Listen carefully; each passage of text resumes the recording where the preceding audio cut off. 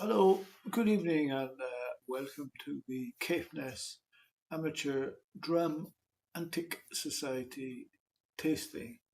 Uh, I'm going to continue with my then and now tastings, where we get a whisky from the past uh, and compare it with the nearest whisky in the present days distillery core range.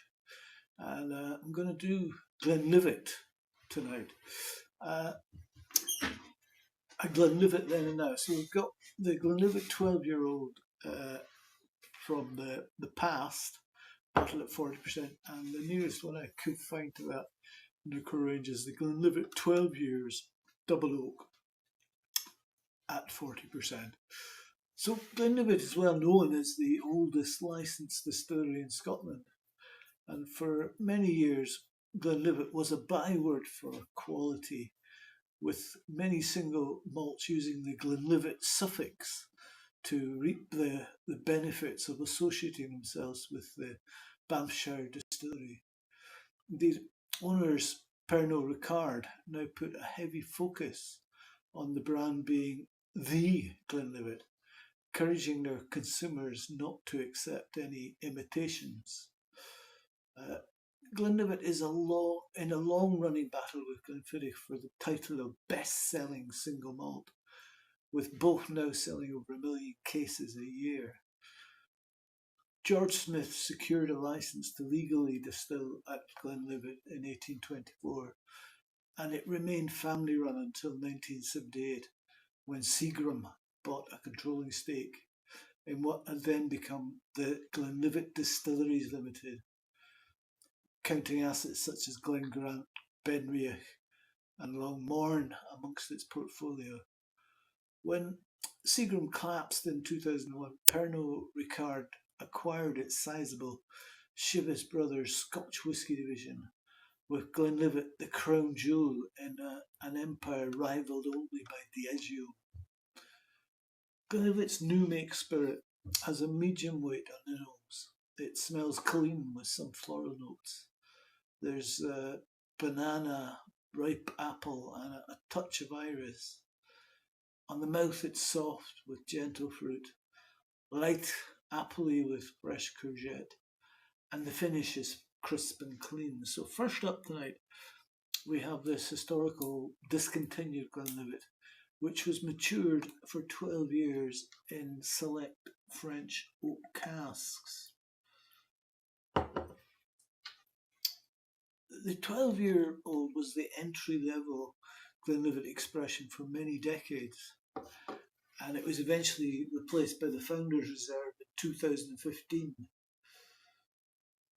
It returned in an elevated spot in the core range in 2018 before being rebranded as the 12-year-old Double Oak the following year, as the distillery's entire permanent portfolio of releases was overhauled.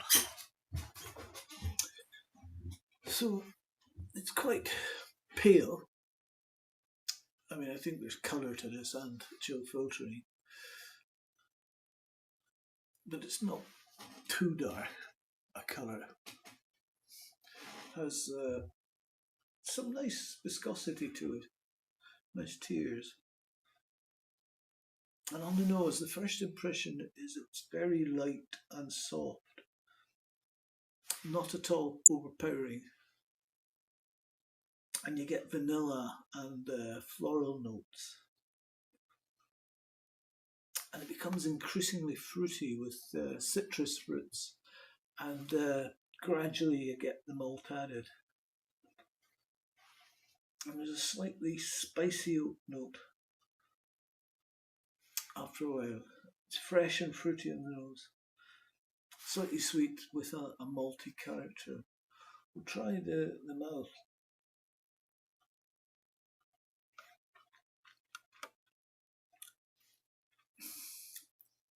And it's rather like the nose. Expressed softly and gently in the mouth. And then the fruits become more intense, become more exotic.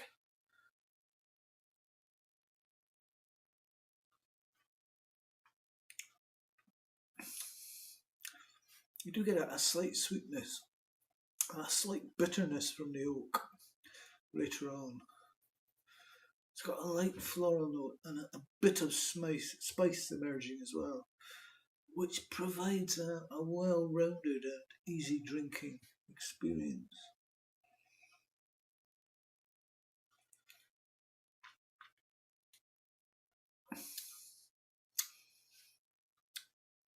And the finish is medium length, and it's characterised by the slight sweetness, the vanilla and the maltiness, soft maltiness, a slight spiciness and bitterness of the oak, as well as the toasted notes.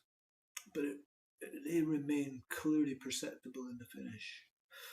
I'm going to try 5 drops of water in this.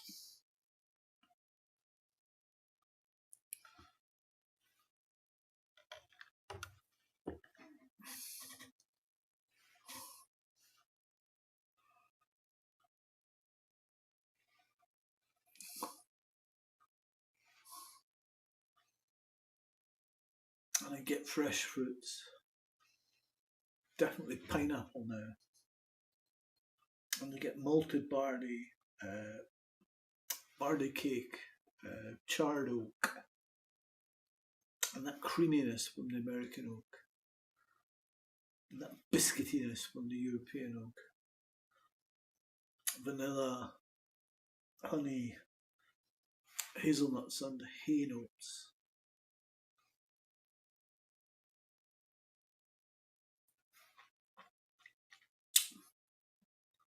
And again, you get the vanilla and honey, slightly more bitter with water, which is the European oak influence.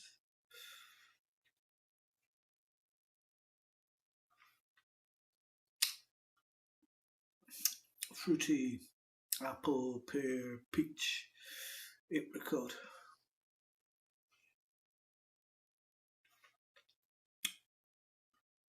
Spicy, white pepper, and it's very slightly salty on the mid palate. And you get that cerealness, the maltiness. It's quite delicate, this whisky.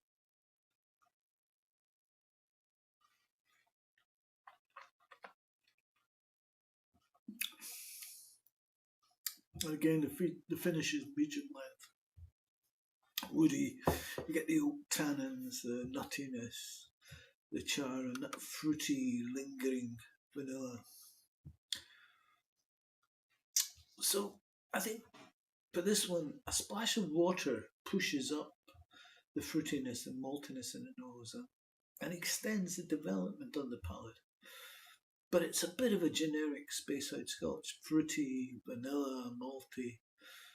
It is what was considered a classic and was pretty much the widely available benchmark next to Glenfiddich 12 back in the day. And it's nice, you could calibrate your palate with this before you moved on to better, stronger, more complex, you name it stuff. So that was the old Glenfiddich 12. I'm just going to cleanse my palate with the Nairn's oatcake, finely milled oatcake.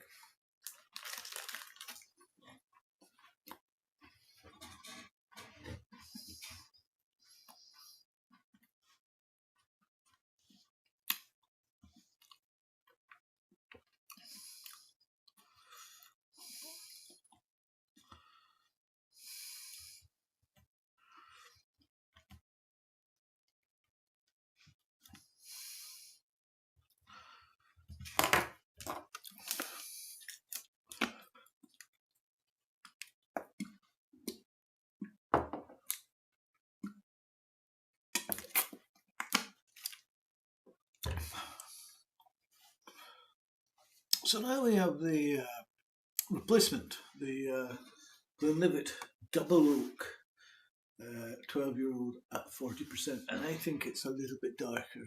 I think they've added a bit more colour to this.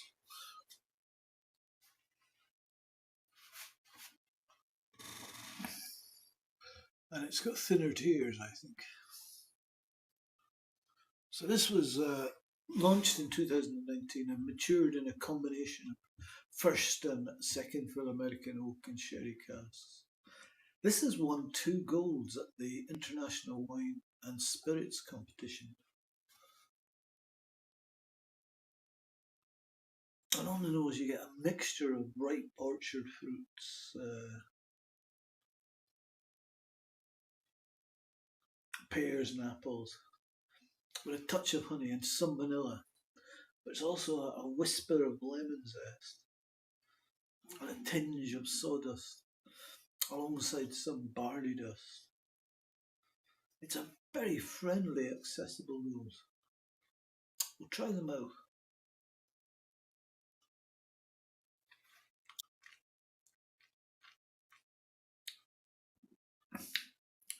When you think of the low strength, mouthfeel is relatively rich, but the oak is quite loud, more sawdust, some gentle spices, and strong breakfast tea. There's a honey-esque sweetness, vanilla, and a gentle leafiness.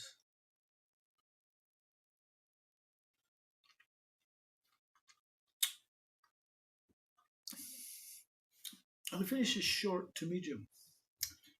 Oak spices lingering for a little while, and it ends on apple peel. I'm going to try 5 drops of water in this.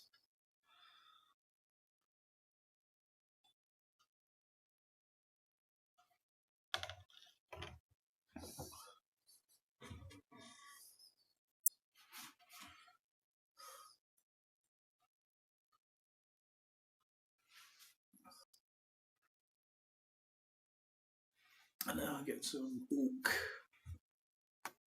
honey, fresh carrots, dirty carrots, pepper and cinnamon. I'll try them both.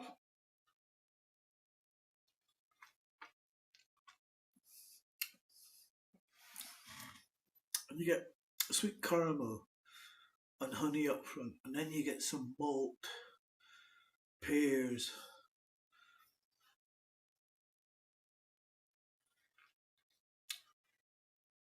figs, vanilla, and cherries. The sherry is subtle though, and it's not overpowering this dram.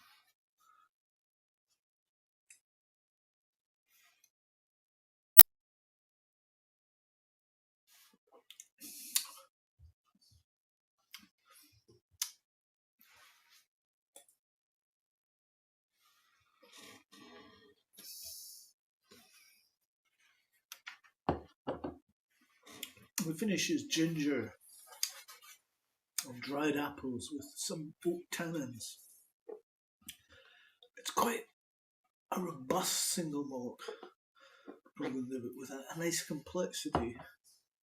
It is a bit too oak driven at times, but there's not a lot to fault here.